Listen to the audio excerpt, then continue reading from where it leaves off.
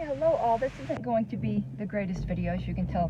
Whoops, I need to get above here like a little baby, right? Oof. Okay, I barely see above the wheel. Just a little girl. This isn't going to be the greatest audio or the greatest video, but it is my thoughts, and I might do a better video on this. But if you guys haven't noticed, I have more ideas than time. Like, I have ideas for other shows. Like, shit, man. If I had gotten to a point where I could, at least with the Liberty stuff, make enough to just barely eke by, I could end up making a really good living with some of the other more mainstream shows I could come up with. Because I already have an idea for another one. It has absolutely nothing to do with politics.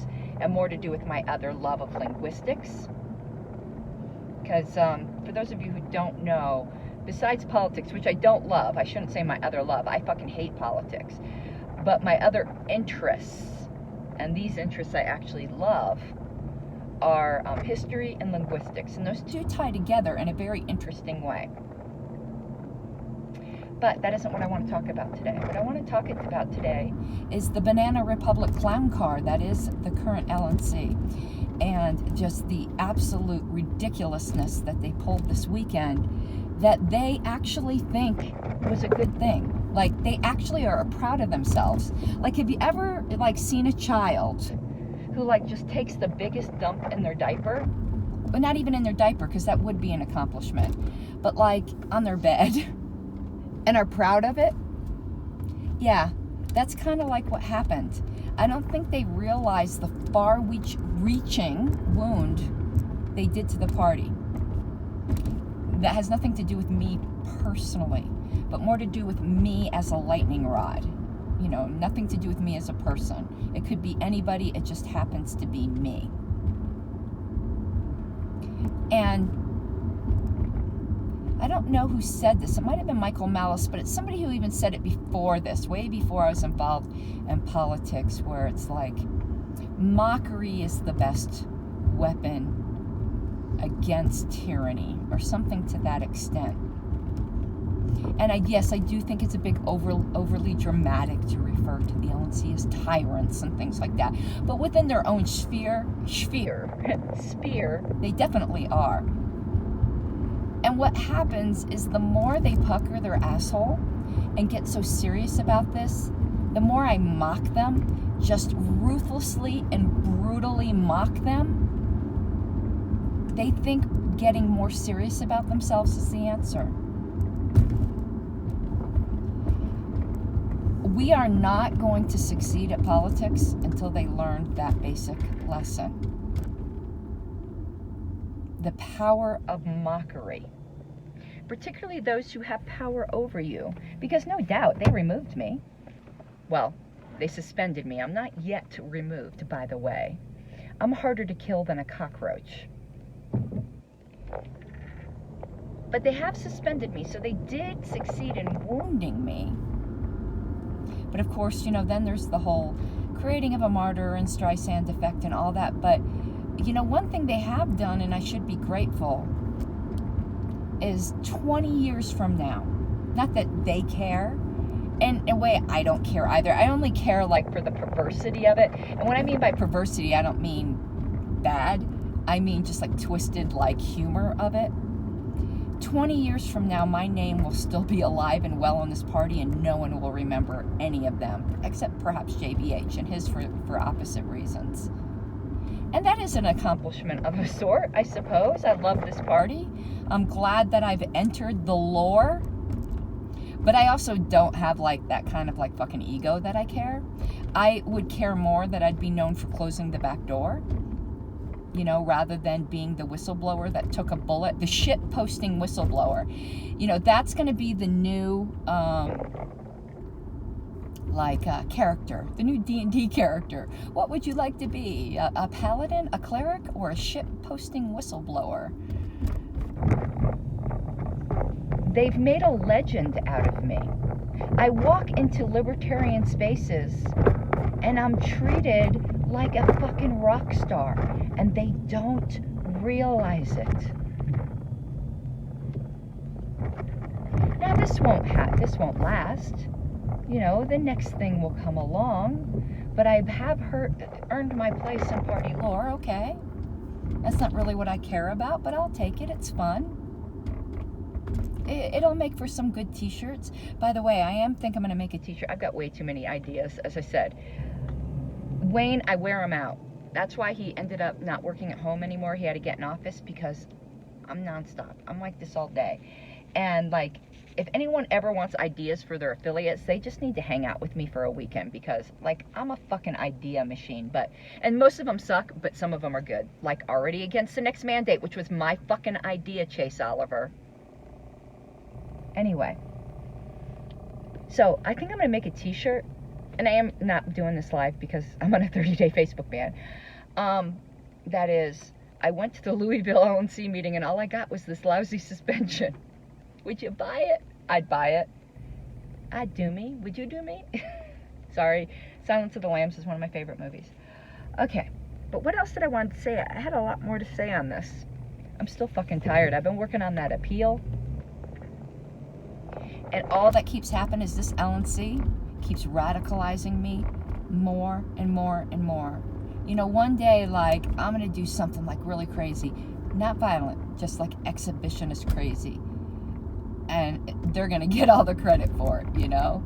Like, there's just going to be some wild thing that I'm going to get, like, nationwide news for, and I'll be able to dedicate it to them. Because they're just radicalizing the fuck out of me. The state didn't radicalize me. You did. But that's a good thing in a way. I do think out of all of this will ultimately be good. For me, personally, hopefully for the party. I'm not so confident about the party. And that saddens me because I love this party. You know, I feel another t-shirt. It's just like with the government, you know? I love my country, but I fucking hate my government. I love my party, but I fucking hate my LNC right now. And it's not all of them. And it really makes me feel bad that we're constantly saying the LNC, but it is a collective of a sort. But like Stephen Nicala, Rich Bowen, Dustin Nana, who is the fucking GOAT, Ken Molman, I don't want to forget anyone. Eric Radsip was on my side. You know, he's not a radical, but he was on my side. You know, Alex Flores, and I keep forgetting about him because he's a new LNC member, so he really hasn't proven himself, but I know Alex. Like, Alex is a good one. Pat Ford, like, I am so sorry, guys. If did I forget my wallet at home? Motherfucker. Where is it? I wanted to eat something. I need to go back home. I got my license. God damn it all to hell. Yep, I forgot my license. I mean my debit, whatever. Oh, was it in my luggage? Shit. Shit. I might just have to order DoorDash. You wanna know what, while I'm out, I'm just gonna go get the sign. And if I have to order DoorDash, I'll decide whether I want to come back here to McDonald's later. Let me just go get that sign. I don't want to waste time because Office Depot keeps forgetting to print my shit. And I need it for the protest tomorrow. I still got like LPCO shit, but I have to tell you honestly, I'm just really discouraged, and I'm not mentioning anything specific. The people who are involved in my discouragement here know. You know, and own your shit. Like, do what you want. But honestly, and it's not any of the bad actors, by the way. They don't affect me. It's friendly fire that affects me, and I honestly just feel like just resigning all my positions in Colorado at this point. Because I can't deal with friendly fire right now. Just can't. Let them do the fucking minutes. Anyway, that's just me ranting, you know, whatever. I'm sure I give plenty of friendly fire on my own. I'm just tired. I think I'm going to edit that part out, probably. Yeah. So anyway, I'll be sticking this audio probably through something to improve it. I will upload this though, because I do think, and I'm trying to figure out what Office Depot is, because I get lost. Shit, I have no idea where I'm going. I get lost in my own town all the time, because I don't hardly ever drive. But Wayne's out of town, so he can't take me. But I can't really think of what else I want to say. And I don't know, like, I get tired of talking about this shit, but sometimes I don't know whether my particular audience, like, needs to hear more. I know some other people are tired of it, but they're the people who didn't want to know what was going on to begin with. But I know my core audience, like, loves this blog shit, or whatever we call it. Listen, definitely not monetized, because you're not allowed to cuss all the time on monetized content. Yeah, this is, the LNC doesn't really have to worry about me being monetized too much, because YouTube demonetizes most of my stuff. And patrons are just libertarians doing voluntary free market exchange, and you could just go fuck yourself if you have a problem with that.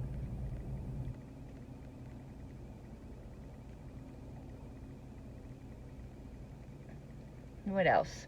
I think that might be it. But it was more what I wanted to talk about was the power of mockery. Whoops, I'm sorry, I fucked up. My bad. Guy behind me, I wasn't paying attention. Let me pay attention here so he doesn't, like, shoot me or something. Yeah, but the power of mockery. It certainly is a power that I've used with the LNC, but we need to learn to use that with the state. Now, of course, the state can kill you, rather than just suspend you from a position, but the power is still there. Imagine if all the people just, forget all the people taking up arms. Because I'm a pacifist, I don't want that. Imagine if all the people just laughed. Just pointed and laughed. A girl can dream. I am so hungry right now, it's not even funny. And my nails are so ratchet. My God, they're awful. I just pulled, whatever. At the LNC meeting was so stressful that I pulled off all my nails. Not literally the nails that, like, are organic, like my fake nails. I didn't want you guys to think, like, you know, I was doing medieval torture on myself, pulling out fingernails. But it's still painful enough to pull off those fake ones. I'll tell you, am I in a turn lane only? I am in a turn lane only. This little section of Castle Rock is fucking crowded. They need to, like, redo it. But if I say that, they're going to steal from me for it, so I'll just put up with it. I don't know where the hell I'm at. Where am I? Where am I? Where is Office Depot? God, you know, very, very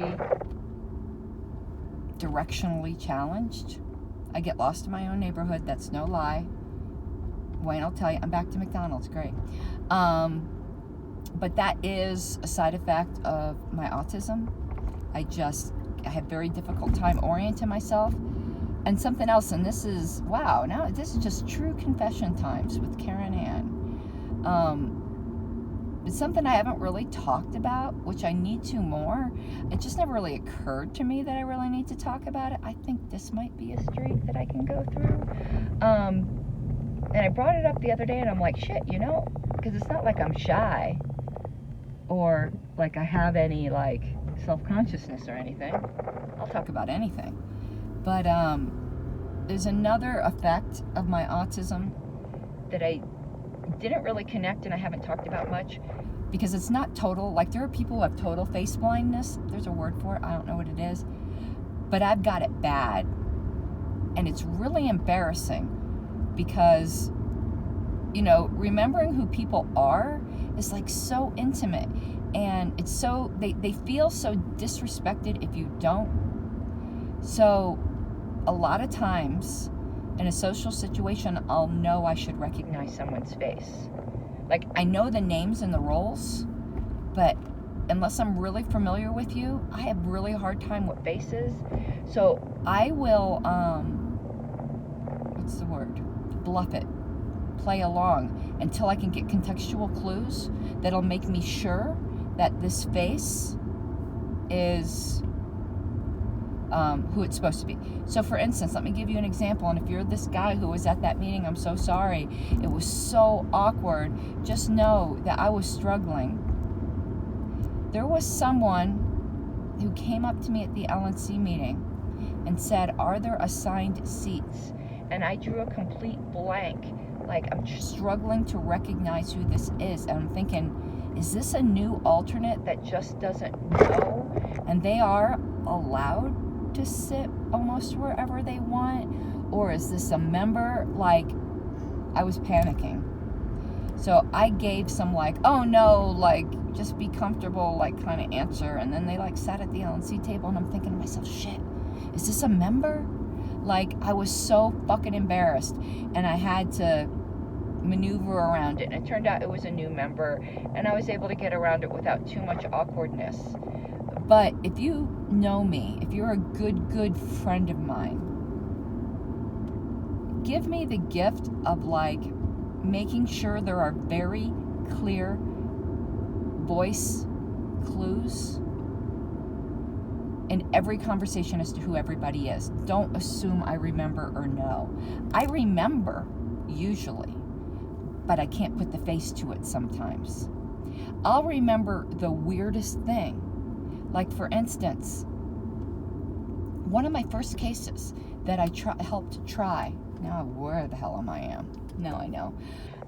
Back when I was a brand new paralegal, and this was in 1989?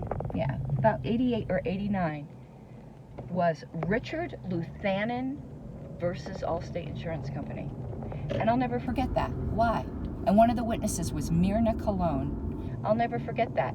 I couldn't place their faces for anything.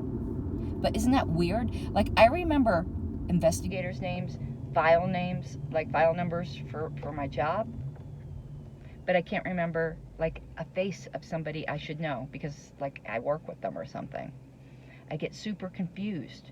And the memnotics things doesn't work for me. You know, now if somebody has something really unusual, different colored hair, for instance, I can tend to remember. But this is a cognitive deficit, that's the word, that a lot, I don't want to say a lot of people have, but not a minor amount of people have. And it makes social navigation very, very difficult. So, now that you know, you can help me. This is why I love fucking name badges. Like, I love any event with name badges. And I love it when someone's not always looking at me, so I can, like, take a peek at their fucking name badge. Because, you know, it's not that people who have this deficit don't care. We really want to remember these things, and we realize, like, how personal your identity is. But it's a brain thing. I still don't know where the hell I'm at.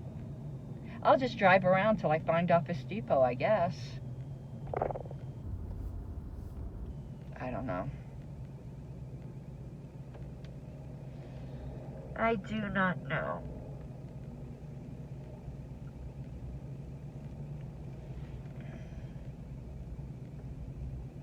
And you know what? I'm not editing any of that earlier shit out because nobody's gonna know what the fuck I'm talking about. It's really just things that I know about, and it's not about anybody. It's just about circumstances, and I prefer to be real because I think a lot of people go through this liberty activism thing and they think everyone's just all, you know, rah-rah, and doesn't experience the discouragement. And who the fuck knows, I might just resign from all my positions in Colorado. I'm not in a place right now where I can deal with friendly fire. Like, I'm in a place right now where I need fucking hardcore friends.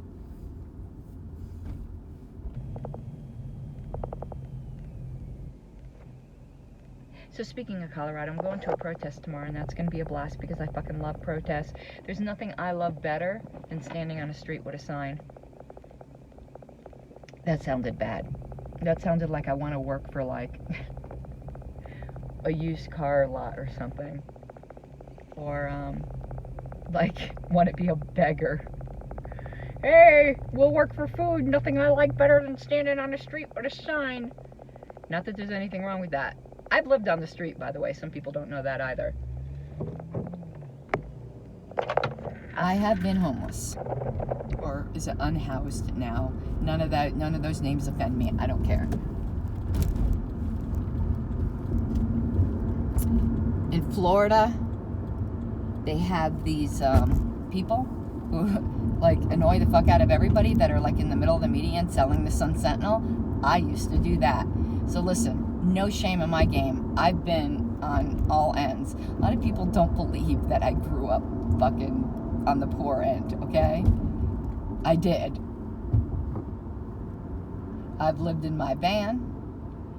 I've never had to like literally beg for money, but I did do the selling the newspapers things, which is just only one step up from that.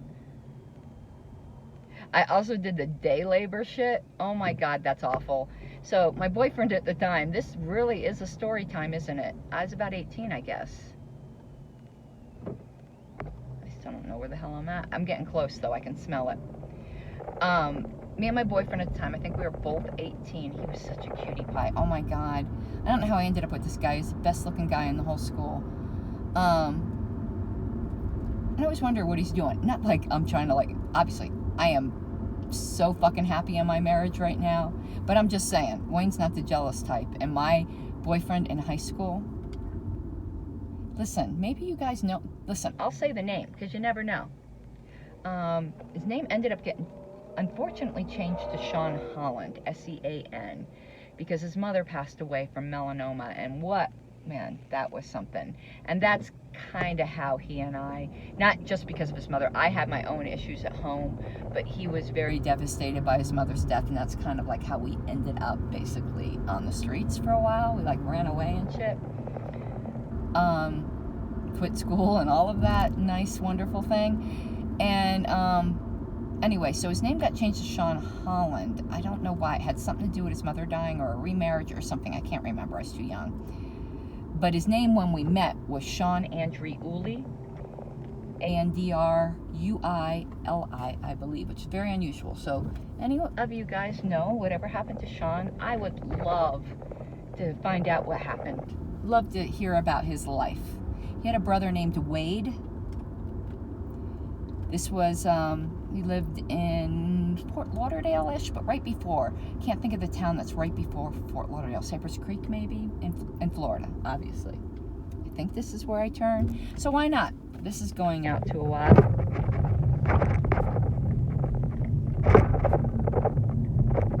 I'm getting there, I think.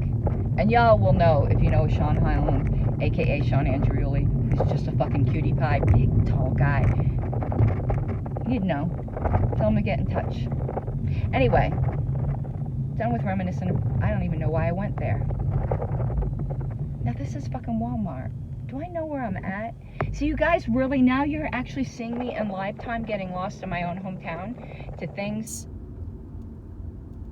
I think this is this Walmart? I don't know where I'm at. I think I'm getting close. Fuck. I should have just put it in the GPS. Anyway, yeah, so I think that's all I've got. This was a really weird vlog. I guess I'll find out who my real friends are who watch this whole thing. And I'll see you at the protest tomorrow, 9/11. That's what I'm going to pick up the sign for. I was supposed to do a whole lot more promo work for this, and then the LNC bent me over without lube. And I didn't even get paid for that rough ride. Here's, oh my God, there's Office Depot. Holy shit. This is the frustrations in my life. The things that normal people can do. This is why I don't drive. Because I get lost. Like a fucking adult, and I get lost. Anyway, I'm going to, I think my phone's about to overheat. I'm going to pull into a parking spot where there's shade so my phone don't overheat. And I am going to upload this. Hopefully I didn't piss anybody off.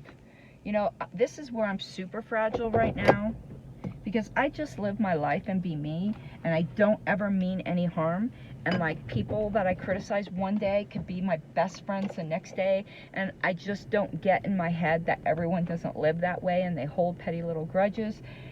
And so here's where I'm gonna get super, super vulnerable with you. After getting so mauled the way I did, and being like so utterly clueless about so much of it, that I'm very gun shy is the way to put it.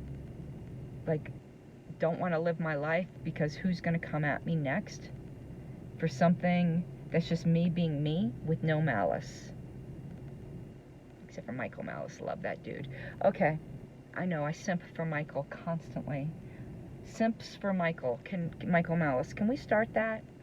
Okay. Bye bye, bitches.